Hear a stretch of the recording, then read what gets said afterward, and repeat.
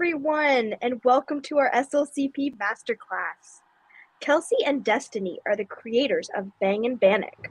Both of mixed Indigenous descent, they've taken family recipes of the food they love and combined them to create a delicious fry bread mix. Join them today to find out what Bannock is, how to make it, and some histories and culture seeped conversation. I'm so excited to have you guys here today and see what you guys cook together. Thank you. We're so excited to be here. We love making Bannock and we love sharing it with other people. So, Destiny, I think you might be muted. No sound. Can you hear me?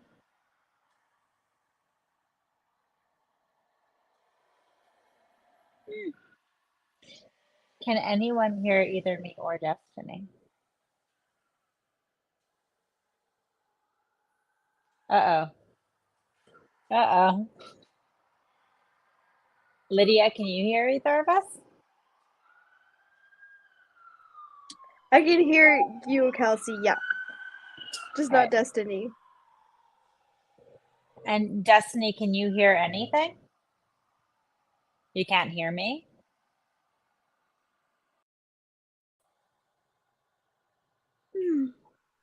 Sorry, Well, everyone. We're just gonna do some technical yeah. difficulty Maybe troubleshooting. I'll just slowly get started. Well,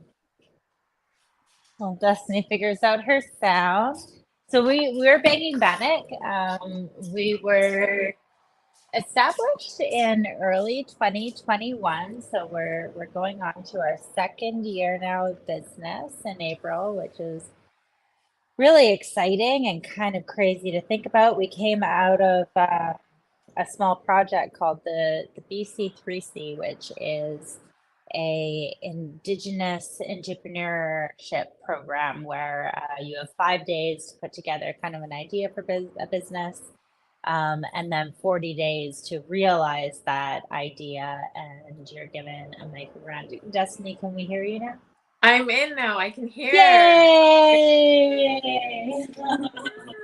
I don't know what happened, but yeah, I had no sound. I could see everyone's lips moving, so I could see it, but I just couldn't hear anything. So I left and I came back, and here I am. Now it's working.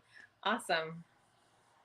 Perfect. Yeah. So I was just telling the beginnings of Bangin Bannock, which is trying to maybe put my head in front of this light. The beginnings of Bangin Bannock, which was going on 2 years ago now. It was made out of a little tiny program that we both, as strangers, independently joined, and we were paired up together. We came up with the idea of a Bannock business. And yeah, I mean, we had no idea what we were doing. We were given really base level idea of what to expect out of a business. And we were very successful in our first 40 days. We were able to pay back our little micro loan of $1,000. We passed the course, and then the orders just kept on coming. And since then, we've been able to use it as such a beautiful platform for so many things. And I'll let Destiny speak a little bit about that, and then maybe we'll introduce ourselves and we'll get to doing some cooking. Yeah, it was definitely a weird time when, just living through a pandemic. It really gave us a moment to just sit and just have some time. I feel like our lives can be quite busy sometimes, and just to kind of take that step back and really feel the moment and what you want to do with your life. And I honestly never really thought about business, but when the pandemic hit, I was like, oh, I have all this time, like I can do something that I want to enjoy. And yeah, and then so I just started speaking out loud to like some friends and my boyfriend and talking about business. But then all of a sudden on Facebook, you see these little ads popping up. And sure enough, it was the entrepreneur program that popped up. And I'm always looking for like the next little journey in life. So of course I signed up. I just had my third child, so I was at home breastfeeding, just being a mom, but also wanting something for my busy, even though I was at home, taking care of my kids. So I signed up, and yeah, it was just like so beautiful to be connected with Kelsey. Absolute strangers, yet as we get to know each other, we have so much in common. Our values all align. And like we even found out a little bit of our family history that yeah, we definitely have family in common. And it's just the Indigenous community is so small and we're so connected, and it's so nice to yeah, just be on this journey with Kelsey and knowing that we have that family lineage and those close ties. So I'll introduce myself. Did you introduce yourself, Kelsey? Not yet. You absolutely Okay. go first. Okay. Yeah. So my name is Destiny Huste. My whole life I called myself Destiny Huste, but I'm reclaiming my last name. It comes from Huste it comes from the Nakota language, and I want to reclaim that. So when they did the consensus back in the day and they were trying to track everybody, give everybody names, they misspelt my last name. So I'm just trying to reclaim that. It's a journey to then call yourself by a different name. So I'm just on that journey and that connection. I'm a mom. I have 3 beautiful children who keep me very busy. I studied for my bachelor's of social work. I'm just finishing up my final practicum.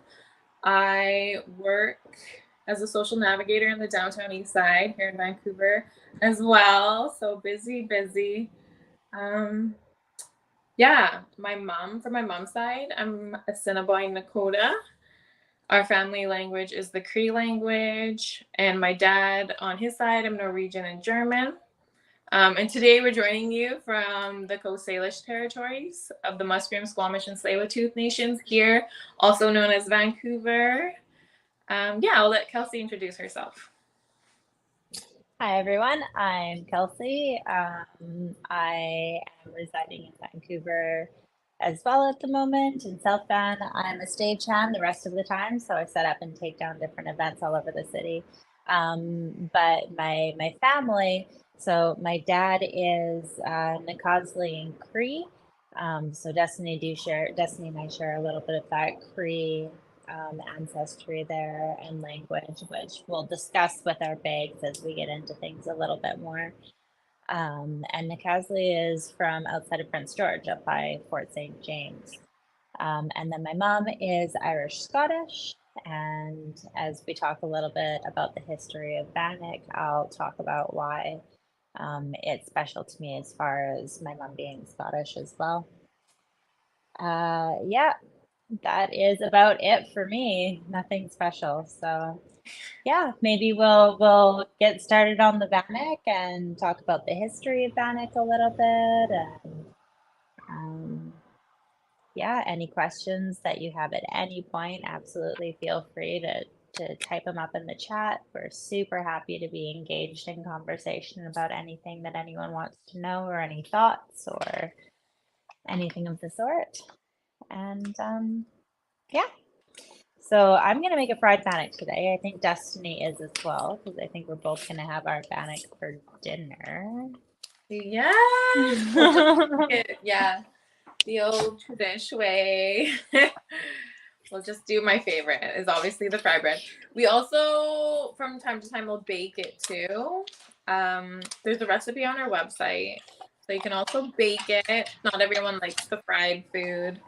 But yeah, here's our packaging.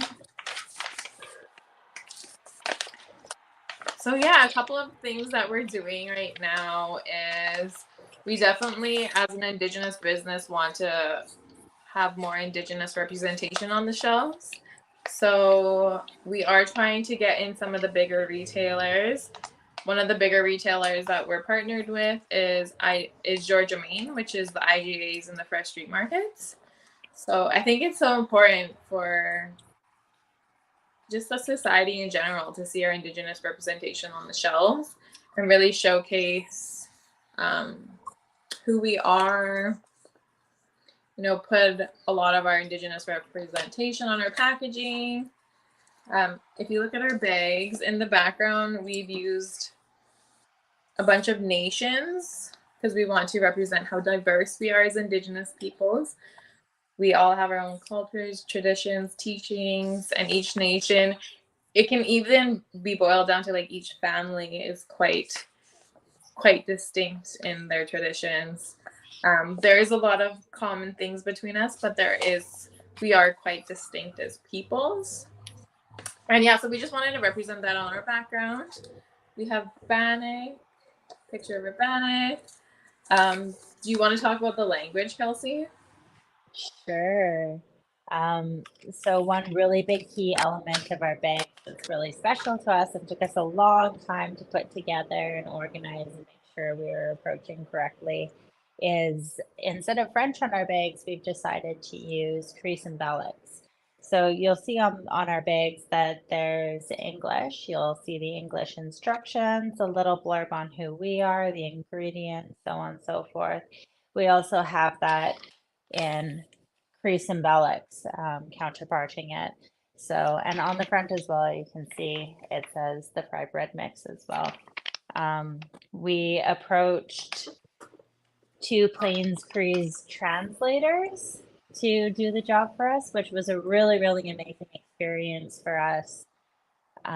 Just because we learned so much. One thing that Destiny always likes to point out when we talk about this is how in our blurb it says that it's a woman-owned business, but in Cree there isn't necessarily a word for ownership because you can't own things in that way. So it was a little bit of a learning curve for us to try and figure out what wording would be good there, and then also just for us to rethink our wording towards business and how we feel towards what we're doing. And I mean, I think we both agree that Bangin Bannock isn't something that's owned. It's definitely an entity within itself, and we're lucky enough to be along for the ride and get to be a part of this really beautiful journey and sharing. So the language is really, yeah, really special to us, really exciting. Destiny's family speaks Cree. It's Nakota. Nakota would have been the traditional language, and at some point it diverted to Cree. Is that right, Destiny? Yeah, I think Cree was the more common language in the region that my family grew up in on White Bear. So they didn't speak. I don't know how far back it goes, like when the Cree language came into my family, but yeah, our traditional language would have been the Nakota language. But yeah, when I talked to my great aunties, and my uncles, they speak Cree. They knew Cree words. So somewhere along the ways, yeah, Cree was brought into our family language. I am joined some Nakota languages, the classes, so I want to learn a little bit more about the language. It's important. There's so much of your traditional teachings that is so interconnected with language, so it's so important. The Nakota teacher told me you can't learn the language without learning the culture, and you can't learn the culture without knowing the language. So they're very interconnected, and it's important. So true. Yeah, it's important. Language is very, very important to us. That's something that we have a big focus on. There's so many diverse, beautiful languages across Turtle Island that have existed for so long. Beautiful, beautiful, beautiful languages, and a huge majority of them are being lost or have been lost on purpose. It was definitely on purpose, and we're in a position where we're the ones who can try to bring that back, try to save it, try to put light on it. My grandfather is Cree, so Destiny and I share Cree speaking grandparents. I'm sure that they'd have some great Cree jokes to share with each other that we wouldn't understand at this point. So I'll just let you know what we're doing as it's happening. I've opened our little bag of fry bread mix here, poured it into a big bowl, and I'm just going to give it a nice little mix just to make sure that all the ingredients are properly mixed together and nothing's fallen to the bottom of the ingredients or anything like that. Just a nice little mix. At the same time as this is happening, I also have some vegetable oil. That's my giant jug of choice today is vegetable oil.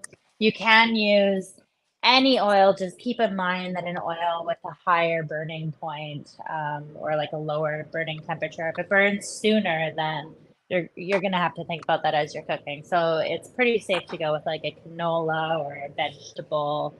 Sometimes I'll do a little bit of a mix, like put a little bit of coconut oil for flavor inside with the canola or vegetable. I've heard some weird things about canola, so I try not to use canola, but I've got some vegetable oil today. So I use cast iron. I know Destiny likes to use Teflon. I think our directions on the back are more or less geared kind of towards a Teflon mentality for the cast iron. I kind of turn it up for a little bit in the beginning, bring it up to temperature, and then turn it down to keep it at temperature.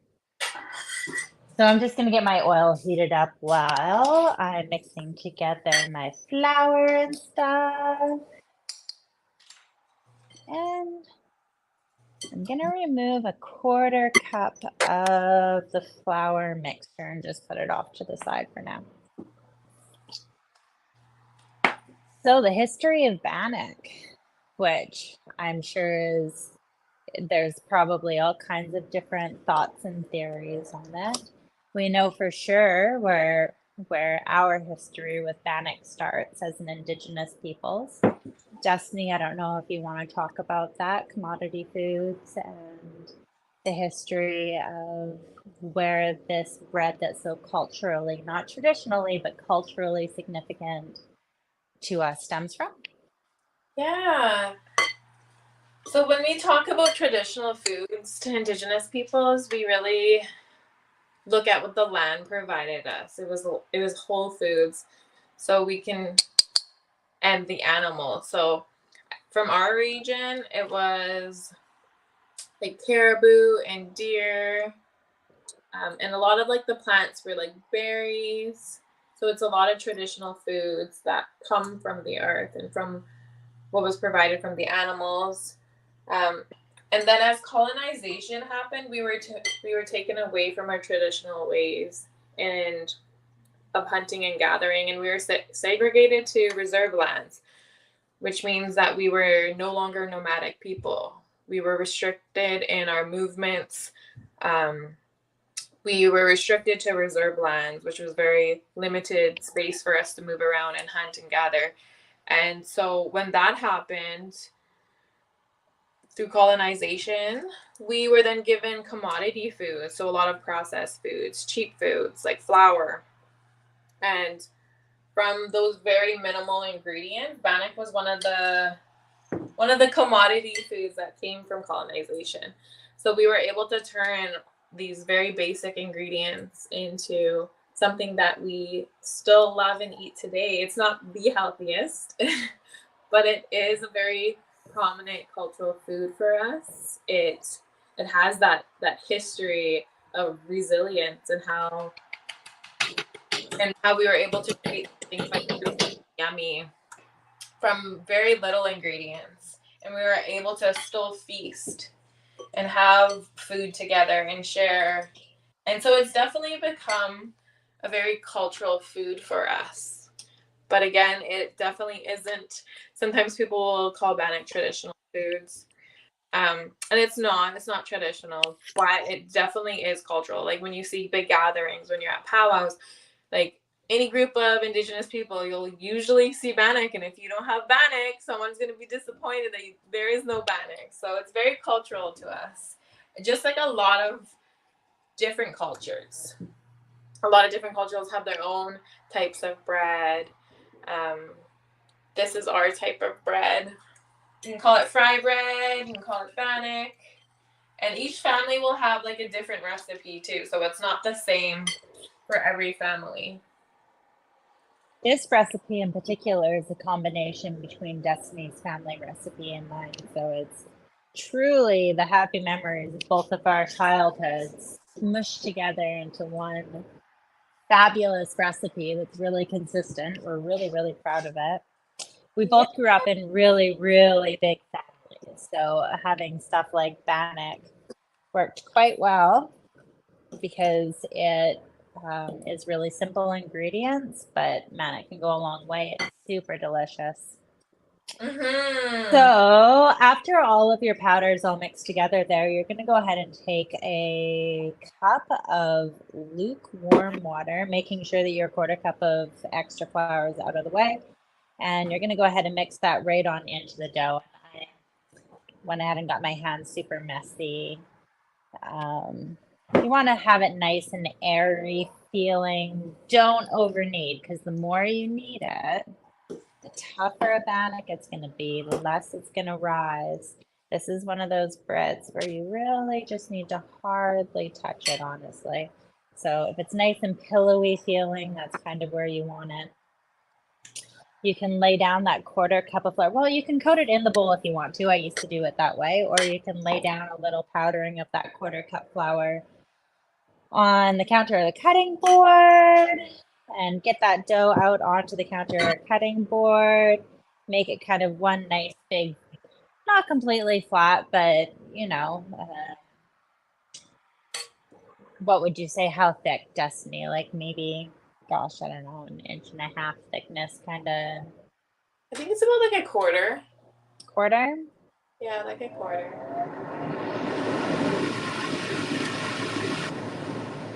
And you can dust on top of that that flour mixture as well. Destiny's trick that I really like is taking a cup. See if I can pick this up and show you. She takes a cup and she cuts out uniform bannock shapes. Let's see. With the cup so that all the bannock shapes are kind of the same. Now these guys are absolutely going to puff up, so don't make them too thick, don't make them too big. A good way to check your oil if it's ready is to take a tiny little bit of that mixture that you might have on your hands if you're doing it like me. You can just drop it in the pan, and if the oil's ready, it's going to start bubbling immediately. A nice aggressive bubble. If it's like splattering and stuff, that's too hot, turn your oil down. If you're not getting any bubbles from that, then turn your oil up and wait a little bit longer. If your oil's not hot enough, then you're not going to get that nice golden crispy outside that we're looking for when we're making the bannock. So my oil is ready. I'm going to go ahead and drop the first couple of pieces in here.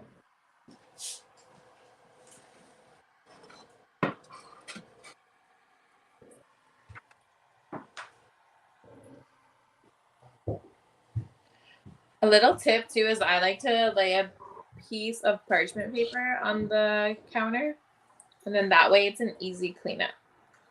Ooh, that's a good one. Flour is so hard to get off the counter. So fry bread's kind of interesting because it's called both bannock and fry bread, depending on where you're from, and there'll be lots of hearty conversations about which one's the correct one. We call it bannock. We call it fried bread. We're pretty easy peasy. We call it delicious, basically. We like it. But it's kind of interesting because it seems like the further down south you go, the bigger and flatter the fry breads seem to be. They put a little bit more kneading into it and slapping. You'll see the cookums down there slapping around their bannock and making great big pieces of bannock that are fluffy and chewy and delicious. If you've never seen the movie Smoke Signals, we highly suggest and give you an idea of what that bannock looks like. There is also some yeast bannocks. Our bannock recipe does not use yeast. It's an unleavened bread, so it uses baking powder, not yeast. But there is yeast bannocks that exist as well. Some bannocks might be a little bit more scony. Some of them are a little bit more crispy. They're all unique, really. It's one of those things where if you see bannock on the menu, it doesn't matter if you've had bannock a million times before. You should definitely get it anyways because it's probably going to be something different and delicious.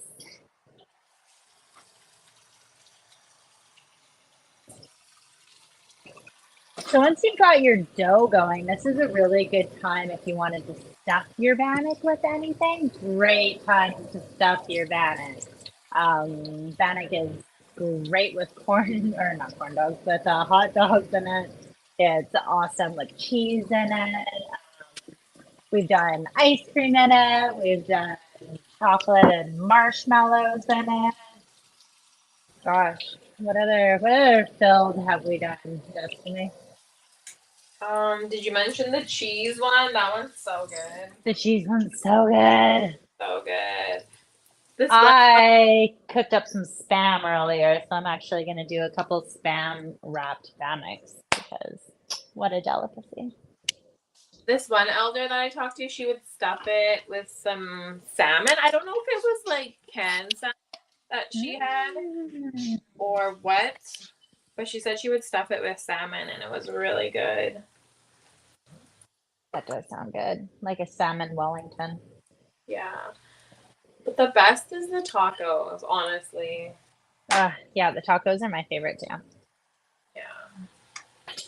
So if your oil's at the right heat, it's going to take about a minute and a half on each side, give or take. You're going to watch it start to puff up and get nice and fluffy. The outside's going to get to be a nice golden brown. So I'm going to go ahead and stuff a few of my spam ones here now, I think. And I'll tell you a little bit about our understanding of the history of the word bannock. Because here in North America, here in Turtle Island, the one that I can pronounce,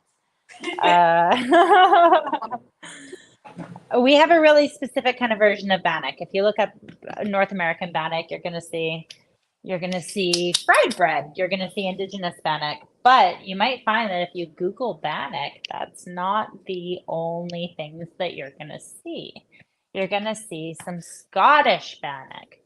So the word bannock is said to be a Scottish Gaelic word that likely came over with some of the very first hunters and trappers that came and settled in Canada.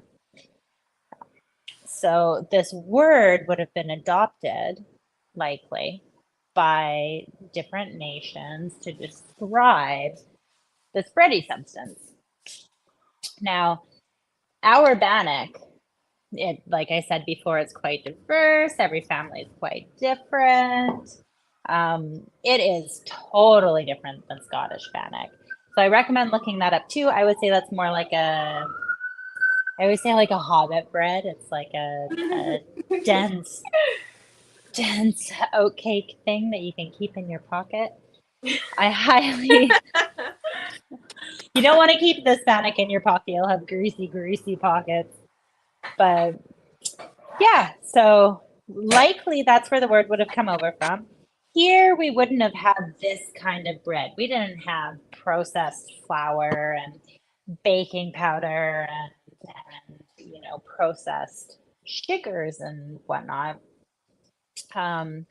So our breads would have been like cattail flowers and birch bark flour, and again, like kind of a denser idea of a bread, maybe more like crackers. You can again Google that or reach out to us for any resources at any time as well if you're interested to know anything. We're always happy to respond. We love engaging in conversation. I'm gonna go ahead and flip my bannocks because I left them for too long on one side. Yes, you want to cook them for probably just like a couple minutes on each side. If they're cooking really quick and they're getting super brown really quick, then your oil is way too high. It's just kind of about finding that nice balance. You want it to cook slow, but not too slow. And you want it to be like a nice golden brown.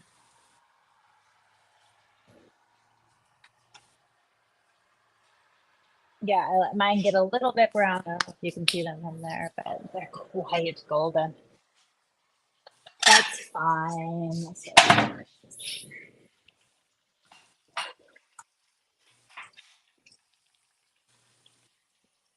Ooh, I had some bannock with some jam.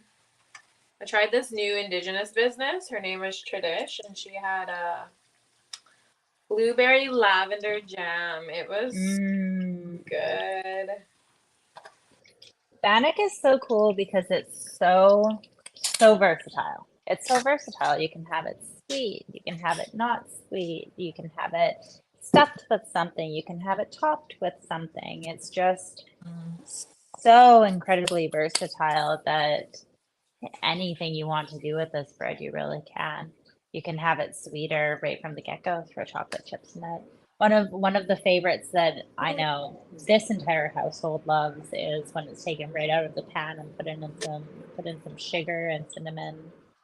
Sugar Mm-hmm. and cinnamon all mixed up. It's like mini donuts, and you can make them like little mini donuts as well, and it's so delicious.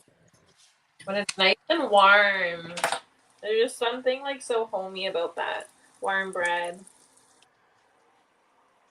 Yeah, and Bannock is very, like we were talking about it being such a cultural bread and so important to us. It's one of those things that when you go to ceremonies and get-togethers and um, powwows and all of these different things, you can absolutely anticipate that you're going to be seeing a Bannock stand. Mm-hmm. And that's pretty much the first place you're going to be running for is that Bannock stand. So it's it's such a celebration bread. It brings everyone together. Like many cultures' breads, it really, really, really is such a sharing, beautiful, beautiful thing. One of our other favorite things is when people do collabs, like fusion. So if, oh, Destiny, those look nice. They're cute little ones. So if you have a favorite food and you get all inspired and you want to do some sort of mix up, take pictures and show us, send them to us on Instagram. We love seeing fusions. We love seeing how this bread inspires you and the different fun ways that you can work with it. There's a couple different recipes for things like cinnamon buns on our website as well. So different inspirations and ideas there. It makes a great pizza dough. Right now I'm stuffing my little pieces of Spam into some dough and I'm going to throw that on with a couple pieces here. Ooh, I really want to try like maybe some like jerk chicken stuffed bannock. Ooh, Jamaica patty bannock. That would be fun. Yeah, that sounds good. I tried what was a buffalo chicken and it was stuffed inside the bannock. So good. Mm. Bannock is also a really fun one for on the go. You can take it camping and make it over a fire on a stick. You can mix the water right into the bag, honestly, and then you can just wrap it around a stick and dip it in cinnamon sugar, and it's really a really fun experience. Or in a pan. It's awesome too. A lot of people when they say their first time that they had bannock, it was camping. They went to like a camp and they had bannock wrapped around a stick, put on the campfire. I hear Girl Scouts all the time. Yeah, a lot of Yeah. people I talk to, they're like, "That's the first time I ever tried it." I'm like, "But you gotta try the fried bannock, the fry bread." So I don't know if you can really see from over there. Maybe I'll try and bring the camera a touch closer, but the bannock really, really poofs up when you get it going in the oil, and it hasn't been touched too much, but just the right amount. I like big old poofers.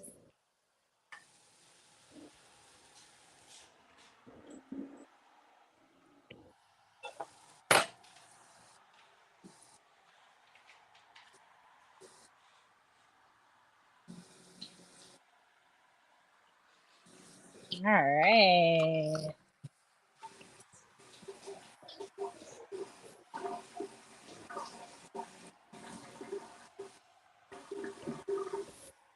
Well, be careful with fresh berries, though. I think somebody tried to do fresh blueberries, and because they have a lot of water, like a lot of juices content in it, that when you're cooking with hot oil, it's not safe. Because the water and the juice will start splashing. So you got to be really careful with anything that has water content.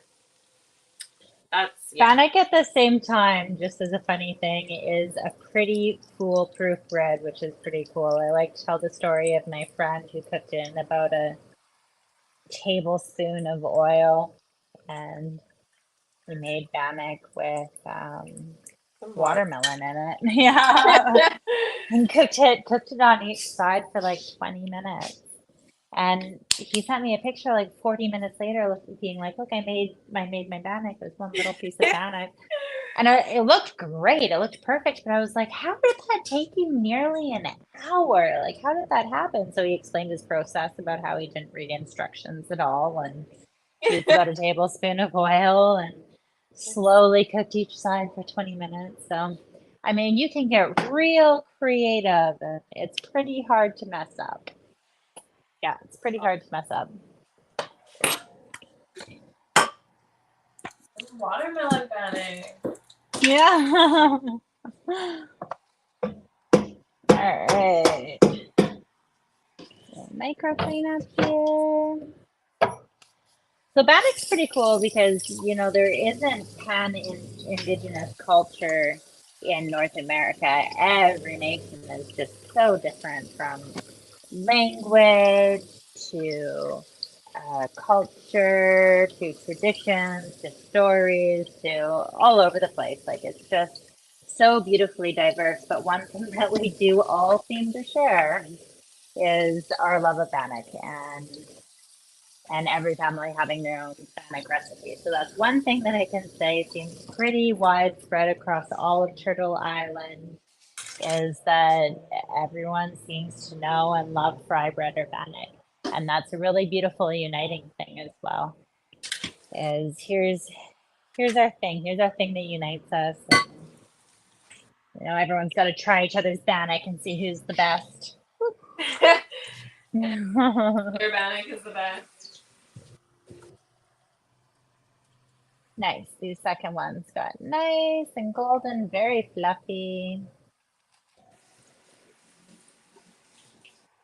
So I made like really small ones. Well, not really small ones, but like little like 3 bite size ones, and I've been able to make 12 of them. So if you make them smaller, if you make them just like a decent size, you'll probably get about 8 good pieces. I also made some smaller ones, and I've got 3 spam stuffed fingers, and then I have 4, 5, 6. What is that? One giant one that I decided to make pancakey for the fun of it, and then a bunch of fluffy ones. So 6, 7. Yeah, I've got like 8's worth on the plate, plus another 3 stuffed ones because some of them are smaller. So yeah, you can really make it go far. You can have giant bannocks. Just keep in mind, if you make your bannock quite a bit bigger, that you're going to want to prop. I would say maybe have your oil maybe like a touch lower and cook it for longer, is what I would say if you're going to have it quite a bit bigger. And kind of the opposite maybe for if they're really small. I don't know.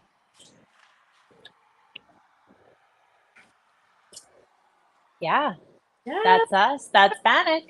Yeah, so some exciting things that are happening for us as we've been in business 2 years. So we've really focused on our one SKU, which is our one type.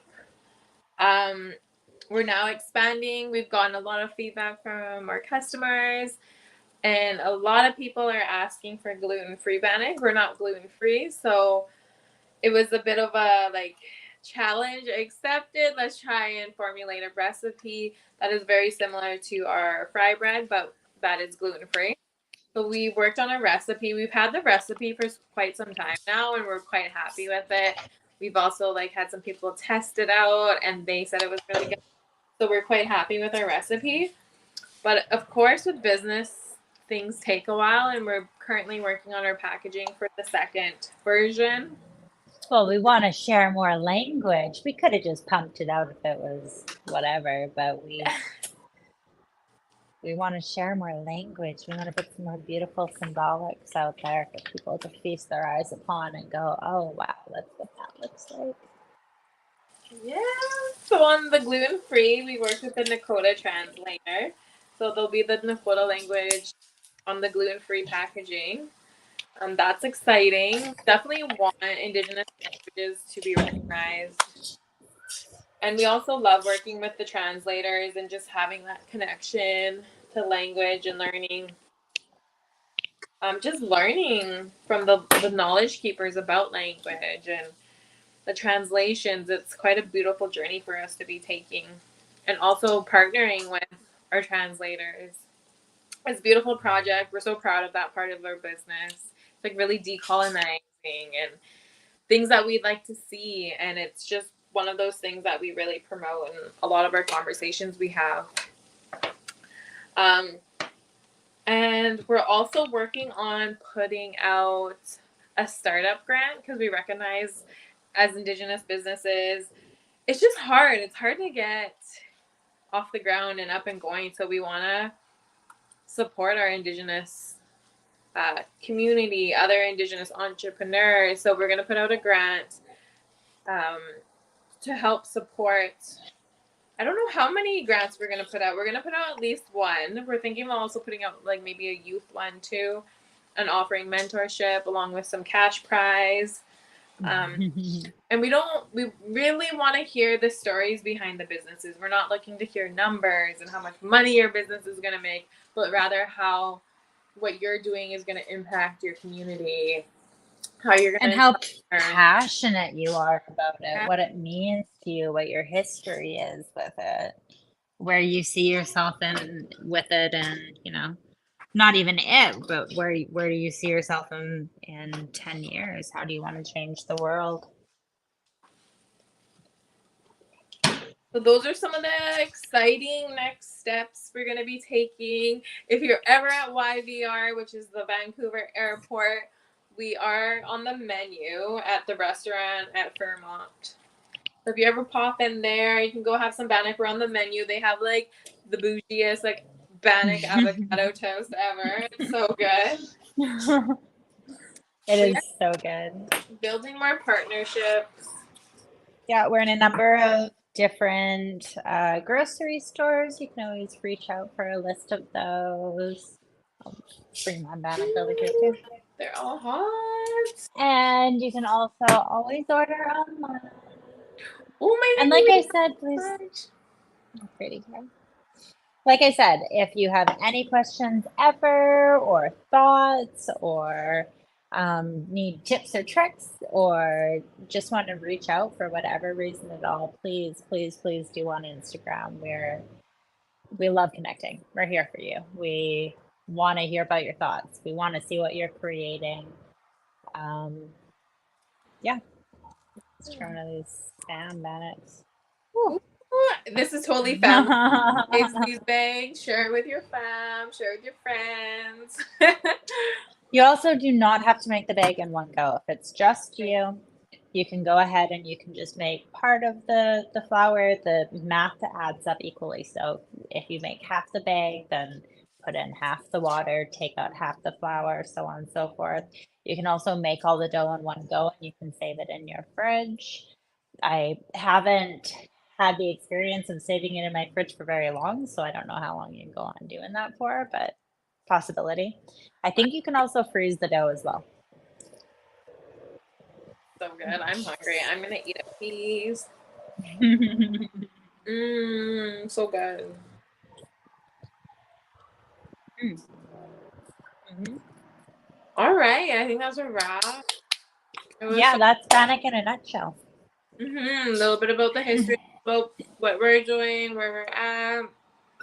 We're still growing each day. Like, there's so much to learn when you're in business, but it's such a beautiful journey, and it's something that you get to create for yourself. And I really want to inspire others to take that leap to create something that's theirs, to really have a foundation of your values and bring in your culture, who you are, bring that into your business and share your story.